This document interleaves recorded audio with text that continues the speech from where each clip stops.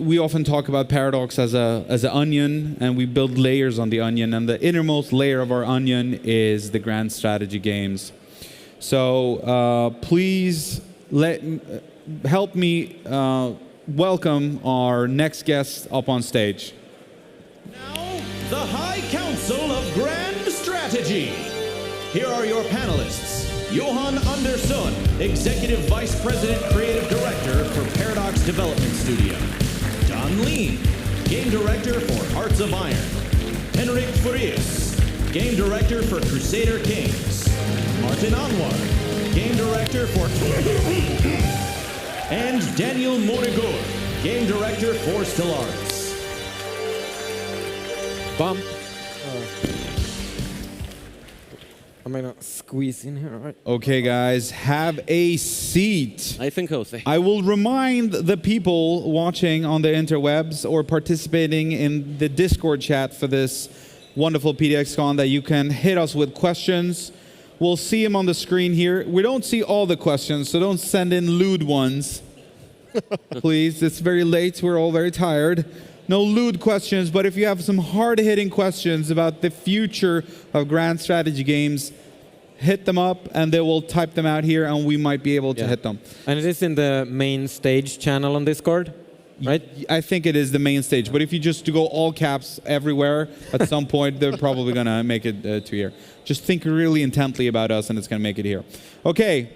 So let's kick this off, boys. I'm not going to introduce you because you've been up on stage like a bajillion times already, each one of you.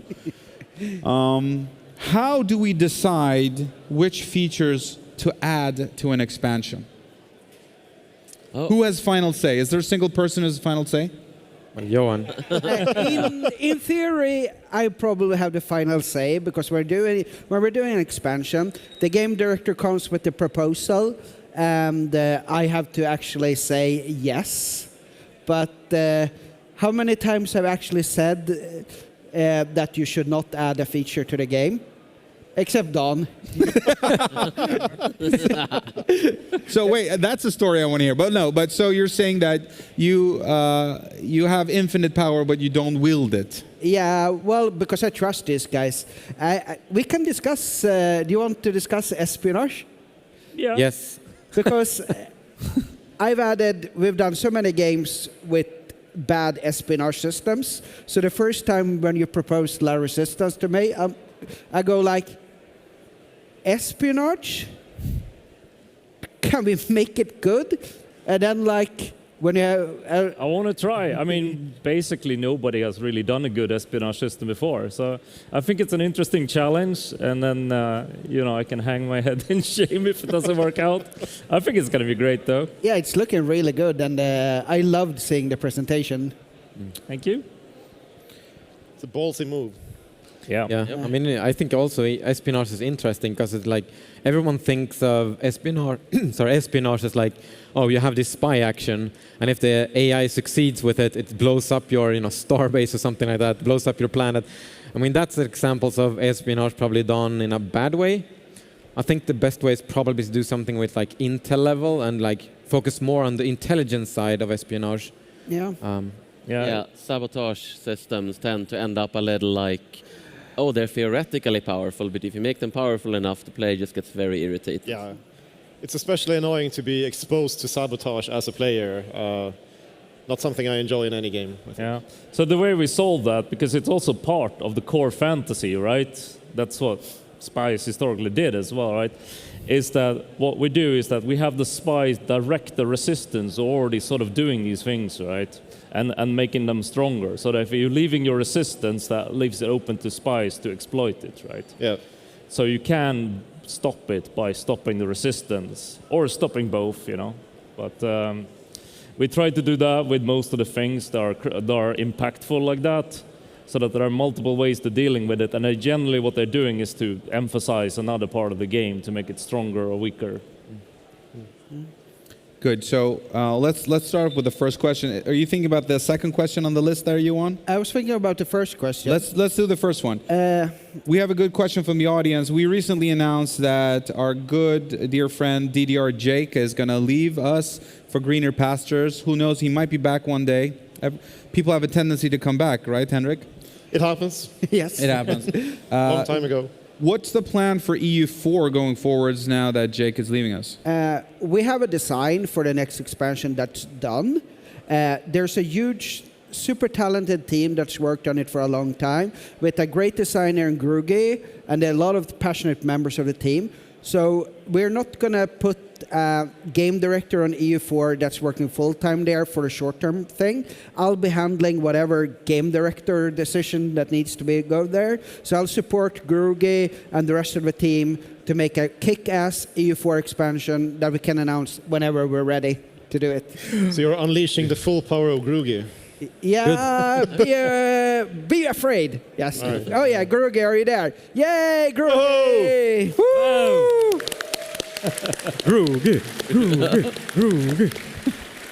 Let's continue with another question. This is a common question, but it is a very popular one, and it needs bear repeating. So, any specific era you would like to have a game set in? I think we've discussed this at every show forever, and we'll probably will, because there's a lot of eras to have games in. What do you think? Who wants to start? Well, I would like to set a game in the ancient world, pre-Imperator, basically. The rise of cultures and civilizations. I think that would be an awesome setting for Paradox games. I think I one day want to make a game about in that time period, you know, after the Napoleonic Wars and before World War II. Yeah. That's just 100 years of history. Nothing interesting happened in that time. Yeah, I don't think we ever done a game in that time period. So, Are we only talking about historical sort of No, realistic you eras can there? choose whatever. All right. What would we dream grand strategy game? I don't know if there's a specific dream, but obviously it would be cool to do a fantasy one. Oh wow! Or Is that something people want? A fancy grand strategy game? Oh yeah. Let's try this. There are many different fantasy settings, of course. You got high fantasy, you got like dark fantasy, you got a little super gritty. What kind of flavors do you guys enjoy generally? personally, I would prefer high fantasy, so you can do more crazy things for sure. I'm more of a fan of like darker fantasy, possibly with more like fallen or ruinous elements. Okay. That's more that sort of thing. Okay, like so let's fantasy. check with the audience. Just shout out if you want a high fantasy grand strategy game. And if you prefer more of a kind of a dark package, much like myself, how many would like that?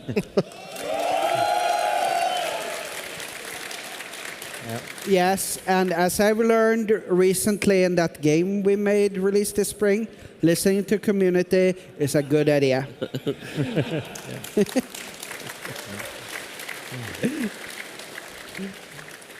Good. We're getting so many good questions, so I'm going to just continue. What feature or subsystem do you most want to steal from one of your other game directors' games for yours? Well, it's not about stealing. If we want one, we will take it. That's stealing. Plundering. No, I mean, yeah, raiding or whatever.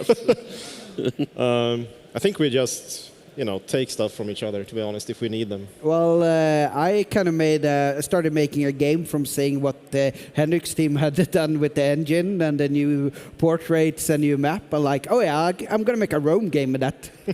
Speaking of which, we actually stole something from you, which are the diplomatic stances. Yeah. Made something similar, Oh which yeah. I didn't talk about yet. It's one of those details we didn't quite get to. Yeah. I want to steal a bunch of stuff from CK3 that I've seen in the UI. I really like some of your notification stuff. I think it would fit into Hoi. Yeah, but you're not the new generation of strategy games. Yeah, I know. It just makes it a bit harder to steal. Right. I don't know that I can answer this question.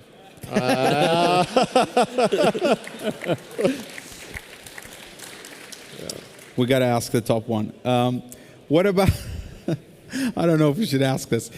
What about the World of Darkness grand strategy game? I mean, it would be cool. It would be cool. Yeah. But I'm not sure. Is anyone like... I don't actually know that much about World of Darkness yet. Is anyone here a big World of Darkness fan? So, All right. Okay. Okay, good. We have two. I'll take that. Okay. So we'll see how that comes about. Would it be character driven? or narrative-driven, or more warfare? Just immediate thought, yeah. Probably something like, play a vampire clan, fight for influence, take over cities, battle other clans, things like that. Just 5-second design off the top of my head. Okay, what time period? Modern or medieval or? Oh, that's a good question. Dark I like Ages? the modern more, but the medieval might be better for gameplay mechanics. So Yeah, I think so too. I think moderns makes it a lot more different to a lot of the other ones, though. And I think for me, that's what makes a lot of the Masquerade very unique. That it is this layer in the modern world. Yeah. To me, that's what I find most interesting, and I think could be put an interesting spin as a strategy game. Yeah, you could even do time progression. So oh no, cell phones are invented. Oh no, cell phone cameras are invented. Yeah. I would probably set it in London or something, Victorian London, one big city. Could be a grand strategy game still, taking over blocks and fighting different clans. Yeah. That's very cool. So let's quickly check with the audience. Is there an interest for a World of Darkness grand strategy game? Less than fantasy, I'd say, but definitely an interest. Okay. They removed another good question we had. Let's do the second one there. That's a good one. So what game from your childhood inspired you in your line of work? We could go through the whole line. Daniel, starting with you. Me or Dan? Danielle. All right. The thing that immediately popped into mind was actually Warcraft 2. It had a lot of emotional impact on me when I played it as a child. It's actually, I think, maybe even the first actual game that I actually bought or got from my parents rather. I just remember that opening sequence so much when Bill Roper narrates that the orcs constructed ships of war to ferry them across the Great Sea. Oh, did Bill Roper narrate that? I'm pretty sure. Wow, that would be cool. Okay, cool. Yeah, but that's badass. I just remember that. Oh, well, I would say so the first games I tried to make wasn't actually so much strategy games as RPGs. And I would say super big inspiration Morrowind. But also because emulation, MMO emulation is actually what got me into sort of game development via a very roundabout way, EverQuest. Yeah. Cool. I would have to say The Lords of Midnight. Probably, I think it's a unique game. And its successor game as well, Doom Dark's Revenge. So those games I carry them in my heart and in all my work. And your nickname? And my nickname. For me, weirdly enough, I think it's 2 robot games. So I think the biggest inspiration for me, where I really got into strategy games, was probably Total Annihilation. But before that, I was super into a game on the Amiga called Cyber Empires that probably nobody has played. Which Anyone I thought was play Cyber Empires? Yeah. Literally no. You basically ran these robot empires where you built mechs that you could then use in battles against each other. I've played it. Oh, sweet. Yeah. A man of taste. Yeah, I'm one of these older guys, so for me it's the Commodore 64 games. Is anyone here old enough to remember Storm Across Europe on the C64? Yay. I played it enormously and I loved it. And it was a huge inspiration when we did the original Hot Iron 1. It's it was I loved that game. Google it if you haven't played it.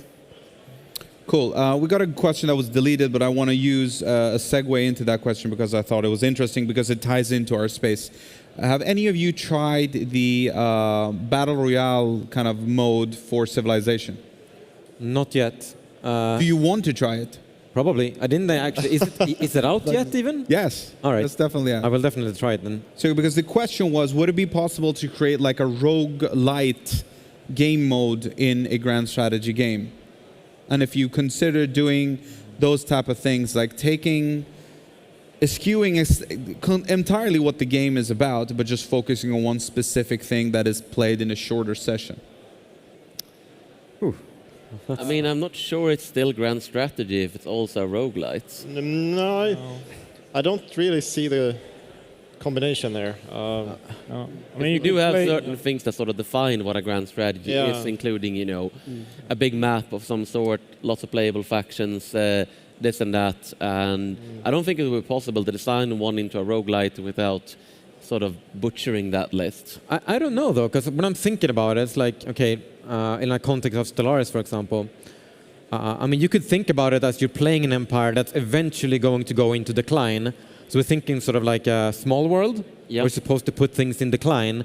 So maybe the thing is here is you play like an empire, and you're supposed to put it in decline, and then you continue either as the successors of that empire or as a new empire, and you sort of continue over time through decline cycles. We did talk about that a while ago.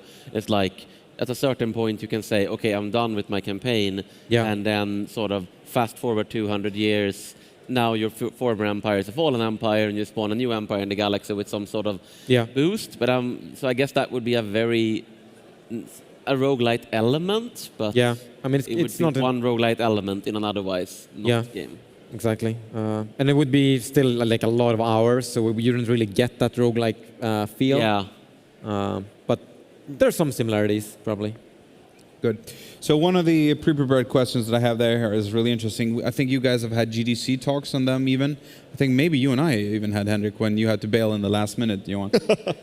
But it's about how you go about deciding what ends up being in an expansion versus in an update, but also kind of tied into how we work with pricing, because you guys have a kind of a scoring system of how much, what stuff ties into what, and how much you charge for it, depending on what kind of feature it is, right? Yeah. Yep. So I want to expand on that. How do you decide first? How do you decide if it's a paid a paid DLC or a free update? So I would say that a good guideline, which is we talked a bit about this earlier, would be if it is a sort of fundamental part of the game that we want to build on in the future, it should be free. Because otherwise we have sort of shot ourselves in the foot by making these features paid and then wanting to expand on it, and oh no, it's paid. So, but we sometimes have not followed the rule. And so, but it's still a guideline, right? It depends on the game as well. Like Hearts of Iron is a little different from the other ones because of its one big conflict. Most systems are core systems, so we wouldn't be able to have pretty much any mechanics paid in that way. I think Espionage now is maybe one of the only exceptions that really fits into that. But what we've done instead is to sort of separate them up into the parts that really need to be for everybody, and then add a lot of like variations and different ways to playing with them in the paid part instead. But that's something compromise. We have done as well, for example, in Stellaris. As long as the fundamental system remains free. Because I think we've learned a lot for that from like EU4 and CK. It's like, we have learned like what we think we could have done better. And the Stellaris works just like you said. It's like we try to make the core system free, and then we make like the cool extra options or the like specific, more unique parts of that system paid. And I think that's a good compromise, because then everyone can get access to the system, modders can still work with it, but then the people who want to support us and who want to get access to the more unique options can buy the expansions. We've also discussed about what type of things go into a feature that should be paid. We categorized the three things. We did a lot of user research, or basically a huge survey of all EU4 expansions and which features you liked as paid content. That was about around the type of rights of man. We discovered that you liked flavor, that gave you more historical flavor. That was something that was popular and being paid. Also stuff that made you feel more powerful. Not necessarily giving you power, but making you feel you were more powerful. And also, this is an interesting thing, according to that research, UX or quality of life things was something people valued in a paid upgrade. Of course, some of our game directors want to have them in the free patches. Yeah, a lot of things when it's UIs like that, it's also a maintenance cost, right? Because if you have to have two separate interfaces and manage that across every update, it just becomes a lot of work over time. So that's always something that I factor in when it's like free or paid as well. It's like if I have to maintain two systems, especially balance-wise, but also UI-wise, it's usually not a good candidate. Because the original reason for our DLC model was give more value to the customer while making it easy for us to update the game. So if anything breaks those two rules, it's not a good idea. I remember the bad old days of like, once we had released the next big update, we couldn't patch the old one because we simply just didn't have the infrastructure for doing that. It was really messy. It's so much better now. Johan, you and I briefly yesterday talked about that the different type of games, depending on which game director it is, what kind of flavor of game it is, would have very different design philosophies. And we don't necessarily, I think, talk about it in those very distinct terms. Would you mind kind of elaborating on that a little bit? I think it was really interesting. Yeah, this is something we've talked about in the game director group, that we really have different focus of how we design group or design games. Henrik is in one part, and I'm in one part. That's the easy thing. I usually describe myself as a system-driven, balance. Yeah, you know, you're going to say balance everything through multiplayer guy, but that's the stereotype of me. But I like having like the system-driven games. I usually say, what do you say? You're a narrative? I care about player experience. Yeah. Sort of giving the player some sort of immersion and atmosphere and player experience. That's what I try to do, and that's how I try to design my features generally. Yeah. And what do you guys feel that you are? I would put myself as somewhere in the middle, in all honesty, because I do like to have neatly working systems, but I also do focus a lot on player experience. If I had to choose, I'd probably come down a little more on the side of building interesting systems. Yeah. I'm sort of in the middle as well. I usually start with like an immersion fantasy that I want to do, usually after reading a history book about something, and then I try to create a system that kind of recreates that experience for the player. And usually then balance, especially for multiplayer, can be the afterthought. Yeah, Daniel? I mean, I started very system-focused, but I've definitely like learned a lot, and I've definitely shifted way more towards player experience. Because I really like talking about player stories and how that actually is such an important aspect of our games compared to other strategy games, is that we actually take that thing seriously, and it's a really big thing. I also like, you know, UI a lot. I think our game is expressed through UI a lot, and I think just thinking about the whole picture is so important, because if a system you know, doesn't work that well in the UI, or it's not fun to use through the UI, you should probably do something with the system to make it more fun. Yeah, but it's an interesting thing, though. I describe myself as a systems designer and mechanics and like all this cool, like when pops grow dynamically and all those things. But I realized when I play Crusader Kings, I have this chat with Henrik that I used the word, I like map painters of my games. But I love playing Crusader Kings, and I never fight wars in Crusader Kings. I just sit there and fiddle with my family, playing the player stories, and it's different in different games, what type of experience you want. Yeah. So that's why I think it's a great thing that we have a different approaches to our games. It is great. Our games need a unique identity, each of them. But I think that within a game as well, we need to cater to different play styles, right? So I do find the military and warfare mechanics in CK important, maybe a little less so than in our other games, but you know, they still need to be quite solid. I think we can actually maybe have a third sort of axis on the, you know, player experience, system-driven design, and then maybe as a third thing like simulation. Yeah. Because I would say like simulation is probably the area I'm weakest in, and the area that I think it's really cool, but like it's not the type of design that I do that much. But I know a lot of you, like for example, you, Henrik, you know, simulation is very important for you, and player experience. So if we think about it as a triangle, you know. In a way, I think simulation is very similar to me in terms, you know, simulation gives player experience. Simulation drives your sort of immersion and escapism. You know, you're in another world. When you can sort of look into the clockwork world and see that there's something more going on than just the player pressing buttons. You know, you are interacting with sort of a living system. Yeah, there was a time where all our games were super simulations. I think the era of Hearts 3 and Victoria 2, you remember like when we had this like super logistics system in Hearts 3 where it's simulated. Does anyone know how the logistics system works in Hearts 3? Perfect. Oh yeah, well, one person there. Henrik designed it, I coded it, and neither of us understand it. It was very simple on paper, Yes. but it turned out it had all kinds of weird edge cases and stuff. So. And the weather system in Hearts of Iron 3, we had a proper like design of meteorological things, and it's like impossible to balance because you can't predict weather. And we were super into simulation, and then Victoria 2. Where there's used to be jokes on the internet a lot about that game that it's basically plays itself. It's a simulation. It's super fun to develop those type of games, but Yeah.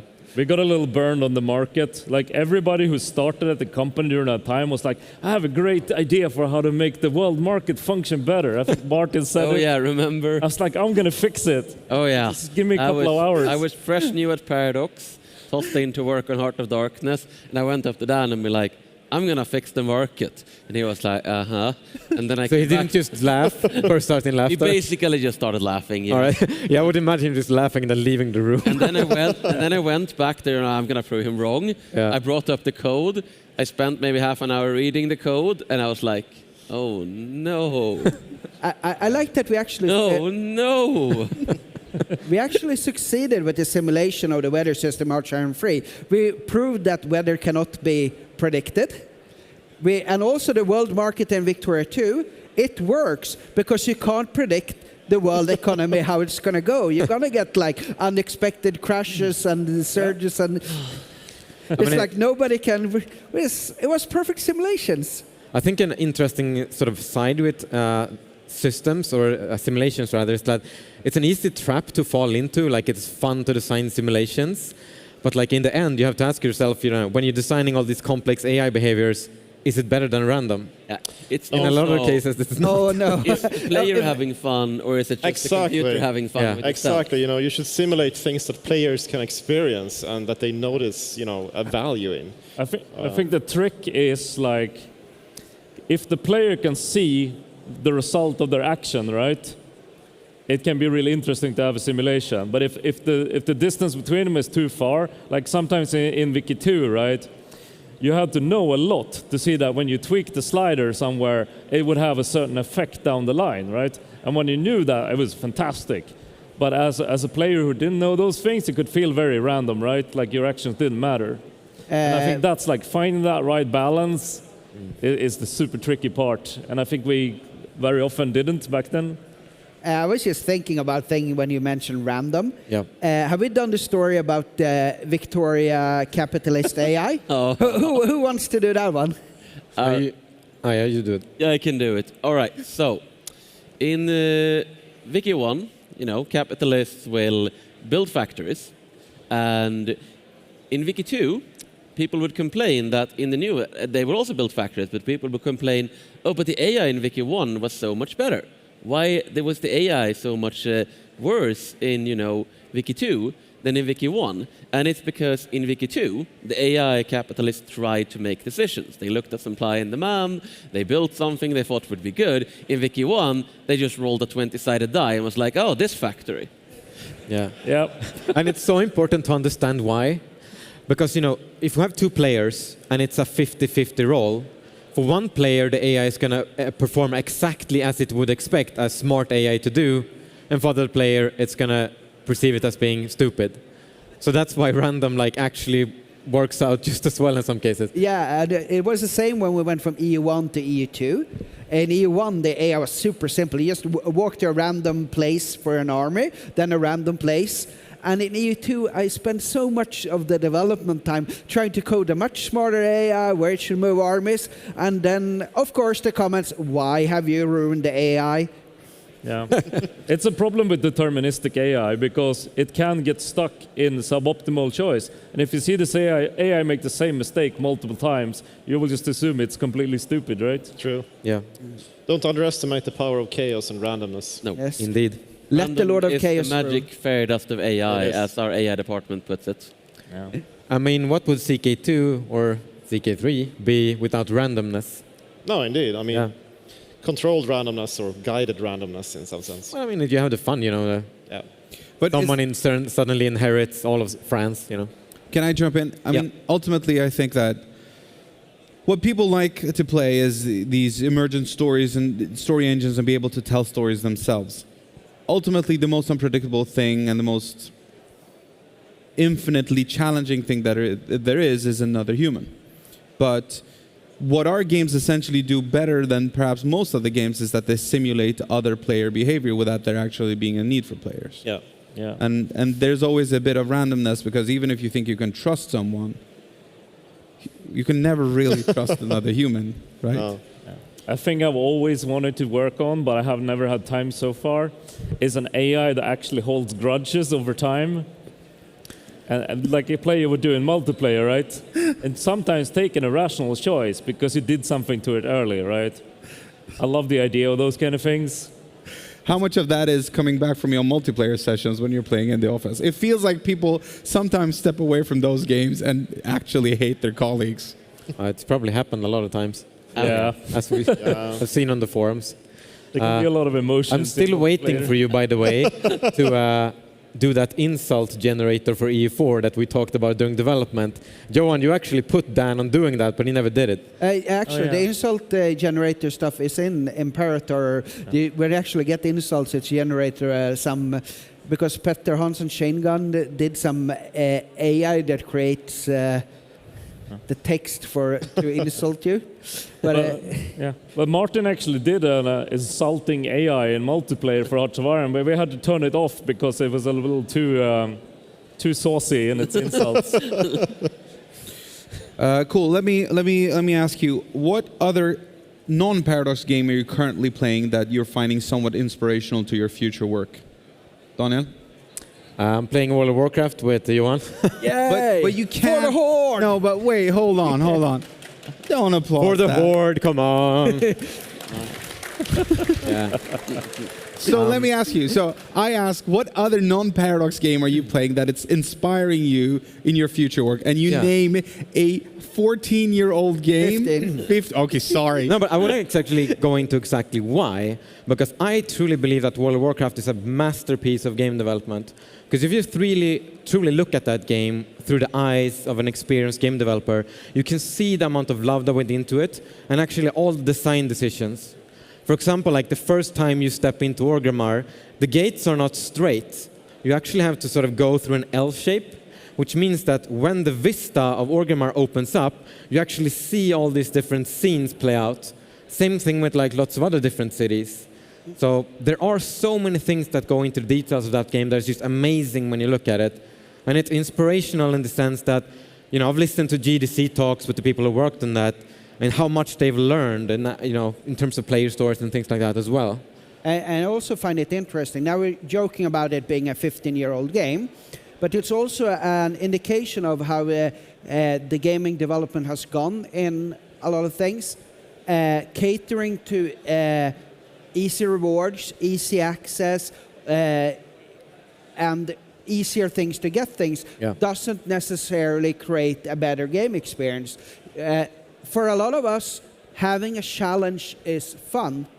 And also something I've really learned is like when I played World of Warcraft when I was younger, vanilla, TBC, etc. I really cared about the balance of the game. Like I really cared that the game balance should be, balanced for purposes of PvP and stuff like that. What I've realized now when I come back to Classic is that game balance is not actually making the game more fun. So like if you look at WoW Retail, like personally I could never play that because I don't find it to be fun, because everything is too bland. There's no extremes that makes it interesting. And that's why I love Vanilla Classic so much, because it has all those sort of quirks and weird balance that makes it fun. Yeah, like one-shotting a gnome with your Mortal Strike. Yeah. It's a really interesting answer. So you're saying that you're more inspired by Classic than whatever World of Warcraft is called nowadays? Currently, for sure. WoW Classic is way better than Retail. As a game developer, that's what I feel for sure. Wow. Okay, cool. Moving on to Martin. What are you playing? All right, so this was a little while ago that I played it, but I think the last game I played that would have sort of inspiration and applicability to a possible future Paradox game would actually be Star Sector, which is one of those forever early access 2D games, and it has like really neat combat, but the part I would say is kind of potentially inspirational is the way the exploration works. Because in that game you fly around, you explore systems, and you find a lot of old things and cool things, but you also find a lot of nothing. And it's a game where it's you always get rewarded a little bit for exploring, but you never know when you're going to sort of hit on the next really big score and find something completely priceless and lost. And I think that model of exploration is really exciting because even most of the time I'm just finding dirt, I'm very excited to be finding the next piece of dirt. That's a true game design challenge. If you get people excited about finding dirt, you're certainly doing something right. What about you, Henrik? Do you have time to play games with a small kid at home? Yeah, that's the problem, right? I have a 3-month-old little baby at home, and the only game I find myself playing at night when it's my turn to take care of little Gabriel is RimWorld. I think it's unsurprising, really. Character-based simulation type game, story generator. I love to return to it. I love to plan out what's going to happen on the map and what's going to happen with my characters and what kind of bionics I'm going to replace their arms and eyes with. It's good. I play RimWorld with my daughter. She's 5. She calls it the farming game and the pet game. So you can play it in different ways. What about you, Don? Do you have time to play games? Yeah, I mean, I used to play RimWorld as well for back when he would just email you out the updates instead. It was a really good game. But I think lately the one that's really inspired me is Frostpunk. Like, I love what they do in that game. To me, it's like the perfect example of what we were talking about earlier. This is simulation, but there's very good feedback loops, right? You can hear your people grumbling as you're passing these horrific laws onto them, right? And it has this fantastic system where you're having to pick short-term game laws, or if you're DDRJ, just horrific laws because you want to, do crazy things. But you're passing these short-term things to get through the trouble that you're then stuck living with throughout the rest of the game, and affects how your later decisions become. I also just enjoy how it corrupts your morale as a human being, I love Frostpunk. I think it's very atmospheric and immersive, but I find the replayability a little bit lacking. I like games I can return to forever, essentially, like Factorio and RimWorld. Yeah, I don't think it's a forever game. But it certainly has several playthroughs because you can try different kind of end games and stuff like that, right? Yeah, I could talk about Classic again, but Daniel already covered that one. But one game I've been playing a lot this summer and so on, and I'm following it. It's actually an early access game, and I usually don't like early access, but Mashinsky, have you heard about that one? Yeah. It's a fun, like you're building trains, and then you can jump on the train as it runs around, and it's just I just love the atmosphere, but I don't like train games. Who doesn't like trains? Yeah. And everything's better with trains. yeah, well, let's not quote the Southern Book. And also another, I was going to do a joke about everyone has phones these days, but on the travel here, I downloaded a new iPhone game called Minimetro or something. You basically, it's such a great little like matching and getting all these things moving about and having your metro lines working with just lines and dots. It's very, very elegant, and he's a huge PDS fan as well. I absolutely love that game. Oh. Okay, cool. We're running short on time. I have one big question that we touch upon. So, from time to time, you've gone back and reworked complete systems in your games. So you did travel in Stellaris, right? You worked back and reworked that. Johan, you're in the throes of doing a bunch of reworks on your end.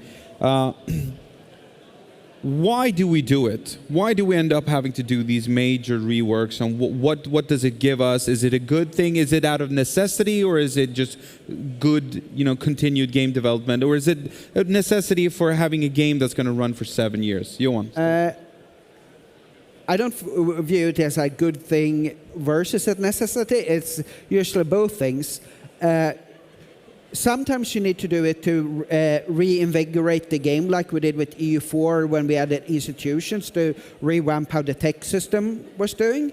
This was not because the old tech system was super bad, like the mana system in Imperator, which was absolute shite. But sorry about the language. We're family friendly. It's fine. Trust me. sometimes it is because it's a system that people don't like that you want to rework it. Sometimes it is because you want, like you did with the FTL things. Yeah. Yeah. No, I think there's a lot of different answers. Like I think in every case it can be pretty different. And I mean the FTL rework was from our, like when we did it, it was very much because we realized we could never have interesting strategic warfare without it. Yeah, we actually reworking. discussed it and we just bashed our heads against the wall for so many times. We never got anywhere. Yeah. We just came back to the same conclusion. It's not possible with if we have the 3 different types. It's just not possible to make it interesting. Somehow one of them always ends up making it incomprehensible or uninteresting or trivial or so yeah, it was sort of like if we're actually going to do a war expansion and try to deepen war and have these sort of interesting wars that can go back and forth and you don't always know who is going to eat the other, then yeah, 2 of the 3 FTL types have to go. Yeah. Well, we would love to have been able to keep them, but it just wasn't possible. And we went with the one that had the greatest strategic depth. So I think it's worked out fine. So Good. We're about to wrap up. I just want you guys to kind of, in a few words, can you kind of, in broad strokes, paint what the Grand Strategy fans can expect to see in our games the next few years? Any kind of major themes? That was a big question. So I'm going to talk a little bit while you have time to think. So that's all my talking. Johan. I think deeper content. I speak for Imperator, but more missions, more narrative, more immersion. Yeah, I'm going to have to second, actually. The thing I always want to push more for is flavor immersion, honestly. I think also, especially since I feel more inspired now, simulations. Yeah, more simulation stuff. Maybe simulations. Get back a bit into it after reeling a bit, after going too deep into it in the past. What about robot dinosaurs? Dinosaurs! Well, yes, I mean, I still want to do that game. Spoilers. So whenever Chum says, Don, please do it. You know, Dino Riders, MMO. I mean, what about, robot, dinosaur, expand alone for Hearts of Iron? I'm sure I can work Let's make it dinosaurs. happen. I can work dinosaurs into Hearts of Iron, don't worry. When do we get Sharknadoes? Actually, I kind of had them in the game, but then I had to actually work on proper features, so I couldn't release it. But yeah, Man the Guns was actually kind of had Sharknadoes for a while. I mean, Shark Storms, because I don't know if they're trademarked. Yeah. Yeah. Yeah. Maybe one day. I think better interfaces, more usable, user-friendly interfaces that expose the core loop. And again, I'm not talking onboarding necessarily or such stuff like that, just making the interfaces more useful to everyone. I would also say expanded modability, because that's an area we are taking a fair amount of leaps forward in. Yeah. Yeah, I mean, I'm going to go with Henrik in this one. Like, in terms of talking, next generation stuff, the thing that I would definitely be the most excited to do is, like, push our UI stuff to crazy levels, for sure. Yeah. And Great. sharks. Okay, guys, that's it for our last panel of PDXCon 2019. I want to thank you guys for giving so great answers. I was surprised at how great of an answer I got on the WoW Classic thing. You're completely right. Inspiration in places where you least can find it. So, guys, that's the last panel. We're going to wrap this up, and in a little bit, we're going to start the PDXCON 2019 award show and hand out some awards to the community for the hard work they've done over the past year. Thank you so much, everyone.